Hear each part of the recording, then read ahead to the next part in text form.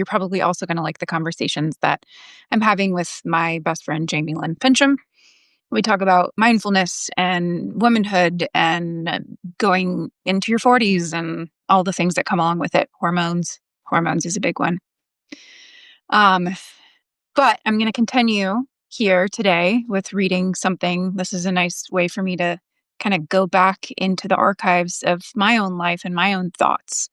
And I feel like this probably is going to help some other people because I know after having conversations with hundreds of different people who I know well and who I don't know well, that we all struggle with the same things. We all have the negative thought spiral. We all feel like we are not doing enough. We all feel like we could be achieving more. And some of that becomes very toxic. It's not good for us. It's not good for our psyches. And when we're beating ourselves down, we end up going out into the world like that. And right now, what we need more than ever is to be really peaceful and calm within ourselves so that we can exist that way out in the rest of the world and emit that kind of energy so that other people feel it and pick up on it and then want to mirror that back. So, this is an entry I wrote on February 20th of last year. I'm like, I should go in order because I feel like I'm going to end up reading some of the same ones over and over again. But you know what? Who cares? We're also practicing non-perfectionism this year. We don't have to get everything right. We're giving fewer fucks this year. That's the theme of 2026 for me. So if I repeat something, it's okay because I'm human and that's what we do. We make mistakes and maybe we shouldn't even look at them as mistakes. Maybe we should just look at them as the wonderful and very twisted parts of being human. But this is what I wrote on 2/20/25. Learning how to find calm amid the uncertainty is success. Yes, achieve success. Actually, sorry. You achieve success every day, Kelly. Look at you figuring out how to live even when you don't know what's next.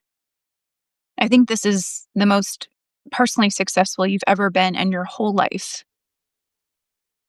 Don't deny that. Don't forget that ever. No one can take that away from you. You're learning how to disassociate identity from what you do. That's big person energy. Big person, big person, big person energy. Big you energy. It's only working more. It's only working more for you to become. I can't even read my own handwriting. I feel like I should have been a doctor. I missed my calling. It's only working more for you to become the best version of yourself, for you to become more resilient, to let go of ego, to become an even better leader. Just wait and see what comes after all this, after this moment. There's a lot of brightness. So no matter what, even though I have these negative thoughts, that is not like the bigger version of me. That's not the big me or big you. The big version of you is the one that's really quiet most of the time. It's that inner voice that's always guiding you, that has the insight and knows what you need and will guide you to the place that you're meant to go as long as you're willing to quiet your mind long enough to let it in and to hear it. And it's so interesting because I always write these journal entries after I've meditated and after I've quieted my mind.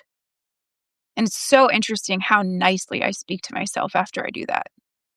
How I let my inner voice come through and let that speak more loudly in the quiet moments, because that's what filters through. That's what comes through when I'm shaking like filtering through the whatever that thing is called, the colander. The thing that's coming through the colander is the kind voice, is the bigger version of myself.